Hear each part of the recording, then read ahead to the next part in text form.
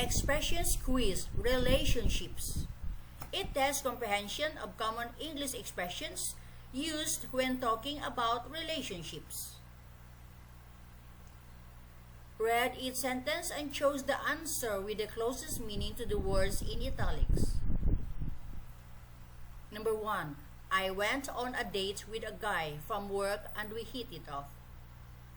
A. Like each other. B. Didn't like each other. C. Got into a fight. Hit it off means letter A. Like each other. Number 2. Devon has been carrying a torch for Serena ever since high school. A. In a relationship with. B. Secretly in love with.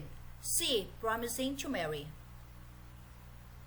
Carrying a torch for means letter B.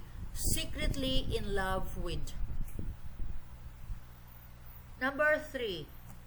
Leon and Maria have been dating for years and Leon knows it's time to pop the question. A. Ask her to leave him. B. Ask her if she loves him. C. Ask her to marry him. Answer, pop the question means letter C. Ask her to marry him. Number 4.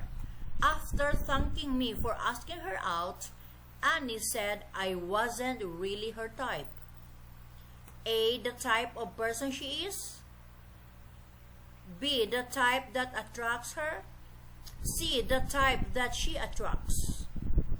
Her type means letter B. The type that attracts her. Number 5.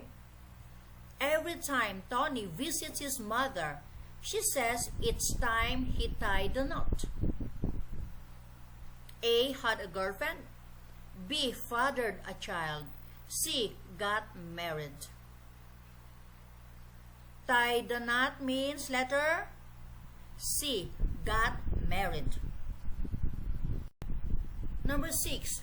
Before finding someone to marry, he wants to play the field. A. Have many sexual partners. B. Have a career in sport. C. Make lots of friends. Answer is play the field means letter A. Have many sexual partners. Number 7. Lee and Chris were an item for many years until they broke up. A. Were best friends.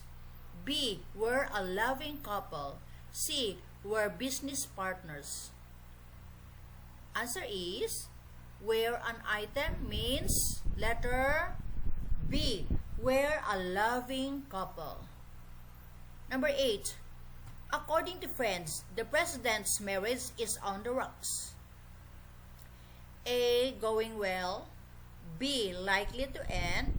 C. Likely to survive. Answer is on the rocks means letter B. Likely to end. Number 9. While visiting his hometown, Boris had dinner with an old flame. A. An old lover. B. An old friend. C. An old rival. Answer is an old flame means letter A. An old lover. And number 10, last item. Soon after meeting for the first time, my parents were going steady. A. Becoming friendly. B. In business together. C. In a relationship. Going steady means letter C. In a relationship. So this video ends here about expressions quiz relationships.